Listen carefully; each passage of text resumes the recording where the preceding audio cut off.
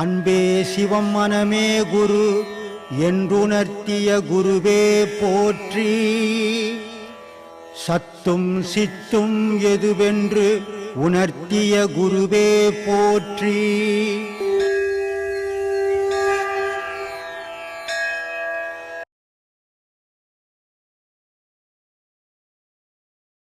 உயிரும் உடலும் ஆன்மா மூணும் தனித்தனியாக ஒன்றாங்களாயா?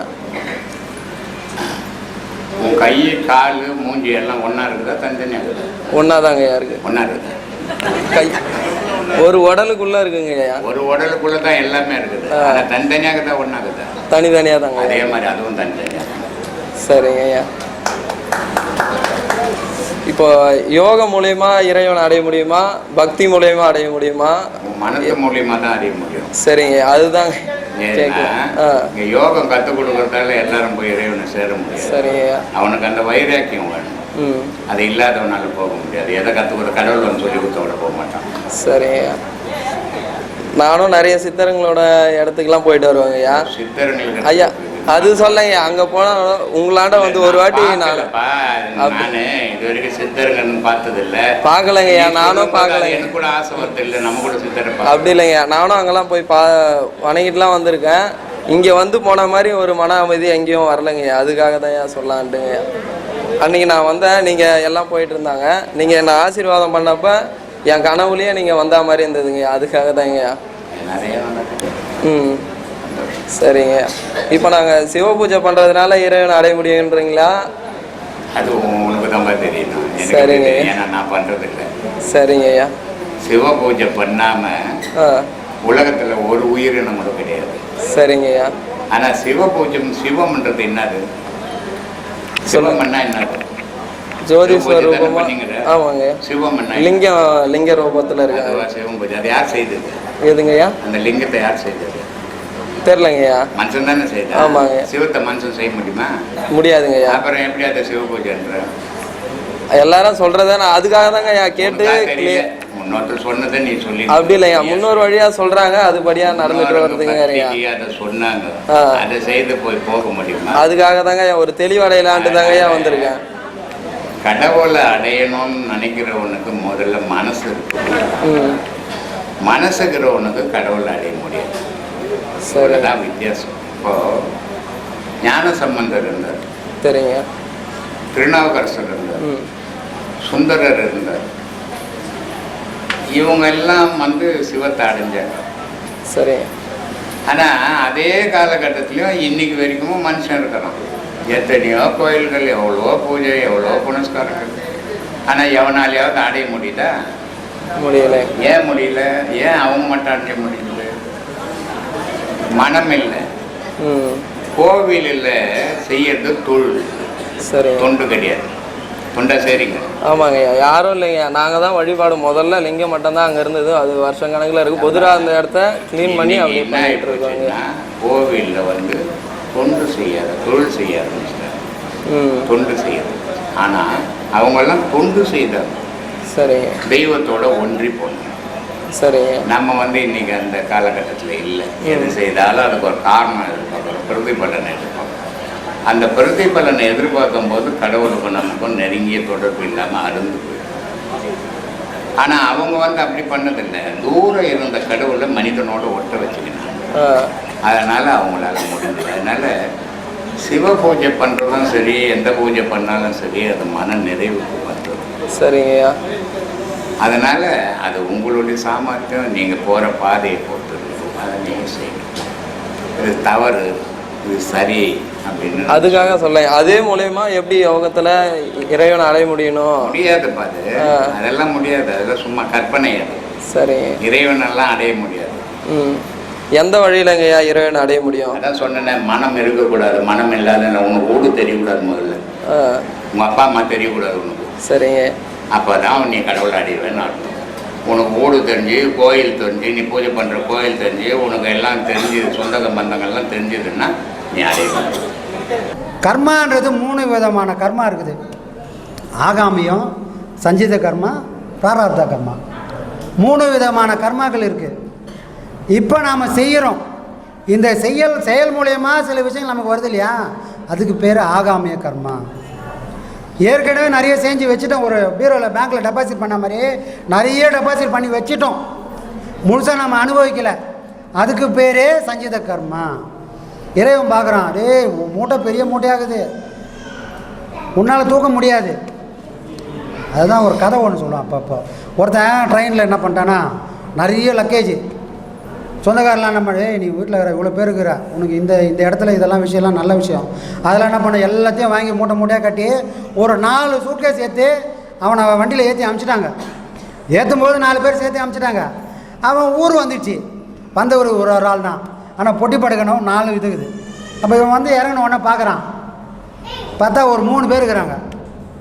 ஒருத்தர் சின்ன வயசு, ஒரு 12-13 வயசு நோஞ்சா மாதிரி இருக்கிறான். ஒருத்தர் ரொம்ப வயசானவர், ஒருத்தர் நல்லா வாட்ட சாட்டமாக இருக்கிறான். இப்போ லக்கேஜ் 4 லக்கேஜ் இருக்குது. இப்போ லக்கேஜ் சுமக்கிறவர் என்ன பண்ணுவார், யாரை கூப்பிடுவார்? சின்ன பையனும் கூட மாட்டான், வயசானவரும் கூட மாட்டான். யாரை கூடாரு? யார் வாட்ட சாட்டமா? ஏன்னா லக்கேஜ் நிறைய இருக்குது, யார் தலைமையில் தூக்கி வச்சா சுமந்து போவானோ அவனை சுமந்து போவார். நமக்கே இவ்வளோ அறிவு இருக்குது, இறைவன் என்ன பண்ணுவான்? நமக்கே யாரால் எவ்வளோ சுமக்க முடியுமோ அதை பார்த்து அவன் தலைமையில் இவ்வளோ தான் தூக்க முடியும் அப்படின்னு சுமக்குது. நமக்கே இவ்வளோ அறிவுக்குது, இறைவன் எவ்வளோ கருணை வடிவானவன். அவன் என்ன பண்ணுவான், நாம் இவ்வளோ அண்டாவாக சேர்த்து வச்சிட்டோம், பீரோவாக சேர்த்து வச்சிட்டோம், இவ்வளோத்தையும் நம்ம ஒரு பிறவியத்தை தீர்க்கவே முடியாது. அப்போ என்ன பண்ணுறான், டேய் கொஞ்சமாக கொடுக்குறேன், இதையாவது நீ அனுபவித்து அழிச்சிட்டு வந்துடு அப்படின்னு கொடுத்தது தான் பிராரப்த கர்மம். அப்போது நாம் செஞ்சது நிறைய இருக்குது, அனுபவிக்க வந்தது கொஞ்சம்தான். ஆனால் கடைசி வரைக்கும் அதையாச்சும் காலி பண்ணுறோம்னா காலி பண்ணல, வாங்கின பொட்டியை இன்னும் திறக்கவே இல்லை, அதுக்குள்ளே நிறைய செஞ்சு ஆரம்பிச்சிட்டோம். அதுக்கு பேர் ஆகாமிய கர்மா. அப்போது மகான்களும் இந்த உலகத்தில் வாழ்கிறாங்க, அவங்களும் எல்லாத்தையும் செய்கிறாங்க, ஆனால் அவங்களுக்கு மட்டும் பாவ புண்ணியம் இல்லையே. ஏன்? நாம் எதை செஞ்சாலும் பாவ புண்ணியம் வருது, அவங்க எதை செஞ்சாலும் பாவ புண்ணியமே இல்லை. ஏன்? காரணம் என்ன அப்படின்னா, அவங்க ஒரு விஷயத்தில் தெளிவாக இருக்கிறாங்க, இங்கே நடக்கக்கூடிய எதுக்கும் நான் பொறுப்பு இல்லை, ஏன்னா இது நான் படைத்த உலகம் இல்லை. இதை எவன் படைத்தானோ இங்கே நடக்கிறதுக்கான எல்லா பொறுப்பும் அவனை சேரும். அப்போ இங்கே நடக்கக்கூடிய எல்லாத்தையும் திருத்த வேண்டிய பொறுப்பும் அவன்து. ஆனால் ஏன் கவலை என்ன தெரியுமா, ஐயோ ஊர் இப்படி இருக்குது, பக்கத்து வீட்டுக்காரன் இப்படி இருக்கிறானே, ராத்திரி பாட்டின சாமி கழனியில் அணை கட்டி வச்சுருந்தேன், அவன் பார்த்தா ஒச்சிட்டுக்கிறான் அப்படி நமக்கு கவலை. ஏன்னா நம்ம மனசு இந்த உலகத்தோடு ஒட்டி இருக்குது. மகான்கள் அப்படி இல்லை, இந்த உலகத்தை விட்டு பிரிச்சுட்டு இறைவனோடு ஒட்டி இருக்கிறாங்க. அதெல்லாம் தான் சொல்லுவாங்க, யோகத்தில் ஒரு நிலை வரும்பா, அந்த நிலைக்கு பேர் என்னென்னா அத்துவிதம். 2 பொருளாக இருந்தது, 2 பொருளை மறந்து நான் ஒரு பொருளை ஆயிட்டேன் அப்படின்றதுக்கு பேர் அத்துவிதம். என்ன விதம்? அத்வைதம் இல்லை, அத்வைதம்ன்றது அது ஒரு மார்க்கம். நீ எதை கும்பிட்டாலும் இதை தான் கும்பிட போகிற. யாரை கும்பிட போகிற? சிவனை தான் கும்பிட போகிற. நீ கல்லை கும்பிடு, மண்ணை கும்பிடு, குலதெய்வத்தை கும்பிடு, எதை வேணா கும்பிடுப்பா. எதை கும்பிட்டாலும் உள்ள இருக்கிற ஆணிவேர் எதுனா அந்த சிவம். நீ கும்பிட்றதெல்லாம் எங்கே போவான்? குலதெய்வத்துக்கிட்ட போவாது, எந்த தெய்வத்துக்கிட்டையும் போவாது. எங்கே போவோம்னா சிவத்துக்கிட்ட தான் போவோம். அதனால் நீ யாரை ஒன்று கும்பிட்டுக்கோ அப்படின்னு அவங்ககிட்ட போகிறது தான் அத்வைதம். அது ஒரு மார்க்கம். 6 மார்க்கத்தில் ஒரு மார்க்கம் அத்வைதம். சரிங்களா? நான் சொல்கிறது அத்துவிதம். பாடம் பண்ண உக்காடுறேன், சிறப்பாக பாடம் பண்ணுறேன், எல்லா அனுபவங்களும் வாங்கினேங்கிறேன். ஒரு கட்டத்துக்கு மேலே நான் எங்கே இருந்தேன்னு தெரியல, என்ன பண்ணேன்னு தெரியல, எங்கே போகணுன்னு தெரியல. காட்சிகள் பிரமாதம், அனுபவங்கள் பிரமாதம். அப்போ அந்த நிலையை எங்கேருந்து வரும் அப்படின்னா, இந்த 2என்ற நிலை போயிடுச்சு. ஏன்னா உட்காரும்போது நானும் இருந்தேன், அவனும் இருந்தான். நான் இருந்தேன், எனக்கு முன்னாடி இறைவன் இருந்தான், அங்கே செயல் ஒன்று நடந்து இருந்தது. அப்போ 3 விதமான செயல் நடந்துக்குதாங்க. நான் இருக்கிறேன், நான் ஒரு வேலையும் பண்ணுறேன், எனக்கு எதிரில் ஒருத்தன் பார்த்துன்னுக்குறான், அவன் கரெக்டாக பண்ணுறானா இல்லையா ஆனால் கண்ணுக்கு தெரியல. அவன் நமக்கு முன்னாடி டெய்லி அப்படி தான் நடக்குது, ஆனால் நமக்கு அந்த அறிவு இல்லை. புரியுதுங்களா? அப்போ பாடம் பண்ண பண்ண பண்ண என்ன ஆகும், என்ன செய்கிறன்றது போயிடுச்சு. நான் இருக்கிறேன்னா இல்லைன்னு மறந்துட்டேன். அப்போ அந்த நிலை எதுனா, அது வரைக்கும் எதிரில் இருந்தவன் இல்லை, நானும் இல்லை, 2 பேரும் ஒன்றாயிட்டோம். அந்த நிலை தான் அத்துவிதம். இறைவனும் நானும் தனித்தனியாக இருந்தது போய் இப்போ ஒன்றாயிட்டேன். புரியுதுங்களா? அந்த ஒரு நிலை வந்தால் இந்த பிரித்து பார்க்குறேன்றால அப்போது நாம் எப்படி இருக்கிறோன்னா இந்த உலகத்தோடு ஒன்றாயிட்டோம். உலகம் வேறு, நாம் வேறு இல்லை. பாப்பா இந்த உலகம் தான் நான் தான் உலகம் அப்படின்னு உலகத்தோடு அத்துவிதமாயிட்டோம். மகான்கள் இந்த உலகத்தை பிரிஞ்சு இறைவனும் நானும் வேற இல்லை. அப்போ அந்த மாதிரி இருக்கிறவங்க எந்த செயல் செஞ்சாலும் அவங்களுக்கு பாவமும் இல்லை, புண்ணியமும் இல்லை. ஏன்னா அவங்க சிவார்ப்பணம் பண்ணுறாங்க. நாம் அப்படி பண்ணுறதில்ல. பொண்டாட்டி பேரில் பல விஷயம் பண்ணுறோம், பிள்ளைங்க பேரில் பண விஷயம் பண்ணுறோம். அப்போ அதெல்லாம் எங்கே போய் நிற்கும்? பாவ புண்ணியமாக வரும். என்றைக்குமே நாம் சிவார்ப்பணம்னு எந்த செயலையும் பண்ணுறோமா? மாதம் ஃபுல்லாக சம்பாதிக்கிறோம், சம்பளம் வருது. இப்போ இது இறைவன் கொடுத்து நான் சொல்கிறேன், முதலாளி கொடுத்தா நல்ல முதலாளி, ஆனால் பாடா போனால் இன்னும் ஒரு 100 ரூபாய் எக்ஸ்ட்ரா போட்டு கொடுத்தா நல்லாயிருக்கும். மாடு மாதிரி வேலை செஞ்சேன், இன்சென்டிவ் கொஞ்சம் கம்மியாயிடுச்சு அப்படின்னு குறை வரும். ஏன்னா அங்கே நான் செஞ்சேன். ஆனால் மகான்கள் செய்யக்கூடிய எந்த செயலும் நான் செய்யலப்பா, இது அவன் சொன்னால் நான் செஞ்சேன், நான் ஒரு கருவி. அப்போ இந்த மனநிலை எனக்கு வந்ததுன்னா பாவ புண்ணியம் வராது. எதை ஒன்றா செய்யலாம். புரியுதுங்களா? ஒருத்தர் வந்தார், நாயனார் ஒரு பேர். அவர் பூஜைக்கு யார் தடையாக வந்தாலும் வெட்டிடுவார். சிவபெருமான் வராரு, சாமி உங்களுக்கு என்ன வேணும்? எனக்கு ரொம்ப நாள் ஆசை. சாப்பாடெலாம் போட்டதுக்கப்புறம் அவர் கேட்குறாரு, எனக்கு ரொம்ப நாள் ஆசை, உன் மனைவி என் கூட அனுப்பிச்சிரு. அவர் பார்க்குறாரு, சரி சாமி மனைவி அனுப்பிச்சிடுறேன். மனைவி என்ன பண்ணாங்க, உடனே அங்கே போயிட்டாங்க. ஏன்னா அவங்க ரொம்ப உஷாரான ஆள். யார்? இவரை விட அவரும் ரொம்ப உஷாரான ஆள். யாரும் ஒரு சிவனடியாரே கேட்கக்கூடாத ஒரு விஷயத்தை கேட்குறானவன் அவன் ஏதோ விலங்கு பூச்சி ஆளாக தான் இருக்கணும். வழக்கமாக வர சிவனடியாராக இருக்க மாட்டாங்க. அப்படி என்ன பண்ணுறாங்க, இவர் சொன்ன உடனே அந்த மாதிரி சிவனடியார் பக்கத்தில் போய் நின்ட்டாங்க. சரி ஓகே, சரிடாப்பா நீ அனுப்பிச்சிட்ட, இந்த அக்கம் பக்கம் வரலாம் என்ன பண்ணுவேன், அதெல்லாம் விட சாமி நான் பார்த்துக்கிறேன் அப்படி என்ன பண்ண. மனைவியை கூட அனுப்பிச்சிட்டு இவர் பின்னாடியே போகிறார். எப்படி போகிறாருன்னா கத்தி எடுத்துன்னு போகிறார். அப்போது அக்கம் பக்கத்தில் வரலாம் வராங்க, டே என்னடா பண்ணின்னு இருக்கிற, இது வரைக்கும் தான தர்மம் கொடுத்த அதெல்லாம் ஓகே, இப்போ என்னடா அவன் அந்தாலும் பொண்டாட்டிக்காரன்னு கொடுக்குறேன், அவன் யோகியமான ஆளானான்னு தெரியல, பொண்டாட்டி கேட்குறோம் சிவபெருமானாக இருப்பான், சிவனடியாராக பண்ணாடா, ஏன்டா அப்படிலாம் பண்ணுறேன்னு கேட்க வரும்போது என்ன பண்ணுறது, எல்லாம் போடுறாரு.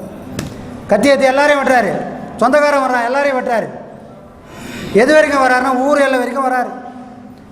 ஊர் எல்லை வரைக்கும் வந்துட்டு, சாமி இப்போ இனிமேல் தொந்தரவு கிடையாது, ஊர் எல்லை இனிமேல் சந்தோஷமாக போங்க அப்படின்னு போய் இவர் திரும்பி பார்க்காம வரும்போது அவர் குரல் கொடுக்குறாரு, டேய் நில்றா, உங்கள்கிட்ட ஒரே போராட்டமாக போச்சு அப்படின்னு யாரெல்லாம் செத்தாங்களோ அவங்களெல்லாம் உயிர் பிச்சு கொடுக்குறாரு. யாருக்காக? தான் சுயநலத்துக்காக யாரையும் வெட்டல.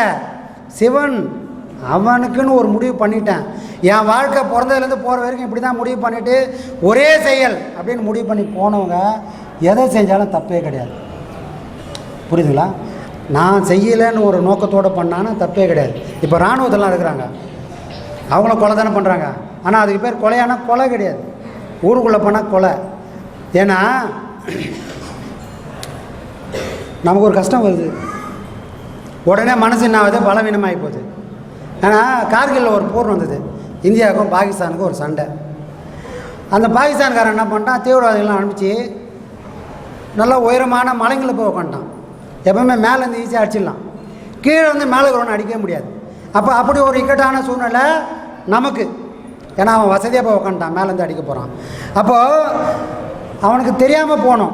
அப்போ ஒரு 10 பேரை ரெடி பண்ணுறாங்க, நீங்கள் எப்படியாவது இன்றைக்கி நைட்டுக்குள்ளே மேலே போயிடணும், மேலே போய்ட்டு நீங்கள் அதை அடிச்சிங்கன்னா தான் அந்த இடம் பிடிச்சாதான் நாம் மேற்கொண்டே முன்னேற முடியும் அப்படின்னு ஒரு 10 பேரை ரெடி பண்ணி, யார்? இந்திய இராணுவம் ரெடி பண்ணி மேலே அனுப்புது. அனுப்புனா அவன் மேலே இந்த ஈஸியாக அடிக்கிறான். அடித்த உடனே 10 பேரில் 8 பேர் காலி, 2 பேர் தான். அந்த 2 பேர்லேயும் அவன் எதிரி சுடும்போது இந்த 3 விரல் போயிடுச்சு. ஆனால் இவங்க எப்படி போனோம்னா ஒரு மலையிலேருந்து இன்னொரு மலைக்கு ரோப்பில் தான் போகணும். அவருக்கு 3 விரலும் போயிடுச்சு ஆல்ரெடி. அவன் சுடும்போது இந்த 3 விரலும் போயிடுச்சு. ஆனாலும் என் நாட்டுக்காக நான் போராடியே ஆகணும் அப்படின்னு அவர் தோள்பட்டையில் 4 குண்டு இறங்கிருக்குது. உடம்பெல்லாம் ஒரு மொத்தம் 16 குண்டு இன்னும் உடம்புல பாஞ்சிச்சு. ஆனாலும் இவ்வளோ விஷயங்களும் தாங்கிக்கின்னு என் நாட்டை நான் எப்படியாவது காப்பாற்றிக்கின்னு இங்கேருந்து ரோப்பிலேருந்து மேலே போய் அங்கே எல்லாரையும் காலி பண்ணிவிட்டு அதுக்கப்புறம் இந்திய கொடியை ஏற்றிட்டு அதுக்கப்புறம் செத்தார். இந்த பலம் ஒரு மனுஷனுக்கு எப்படி வந்தது? அப்போ அவர் அங்கே சுயநலமாக பண்ணியிருந்தால் அவருக்கு பலமே வந்திருக்காது. நான் செத்தாலும் பரவாயில்ல, என் நாட்டை நான் காப்பாற்றணும்னு அந்த மனசுக்கு ஒரு தைரியம் வருது தெரியுங்களா? அந்த மாதிரி தான். அது வேற இது வேற இல்லை. சிவபக்தியும் தேசபக்தியும் வேற வேற இல்லை, ஒன்று தான். ரெண்டு இடத்துலையும் சுயநலம் கிடையாது. அப்போ சுயநலம் இல்லாமல் யாரெல்லாம் பண்ணுறாங்களோ அதெல்லாம் சிவனுக்கான சொத்து. அவங்க செய்யக்கூடிய எந்த செயலையும் பாவமும் கிடையாது, புண்ணியமும் கிடையாது. இதுதான் அதுக்கான பரிபூர்ண விஷயம். சரி, நம்ம